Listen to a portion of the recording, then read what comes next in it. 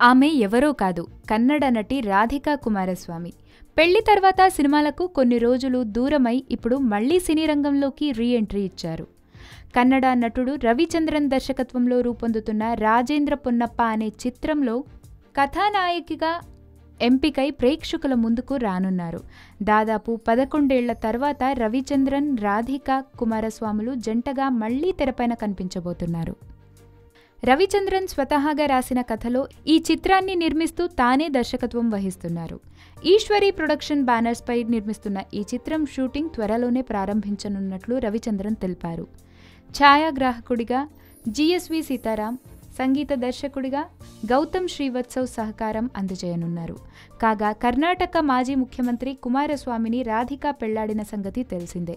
అప్పటికే పెళ్లైన కుమారస్వామిని ఆమె రెండో వివాహం చేసుకున్నారు. కుమారస్వామి గతంలో సినిమా రంగంలో నిర్మాతగా, డిస్ట్రిబ్యూటర్గా పనిచేసిన సమయంలో రాధికతో ఏర్పడిన పరిచయం ప్రేమగా మారింది. తర్వాత ఇద్దరూ వివాహం చేసుకున్నారు.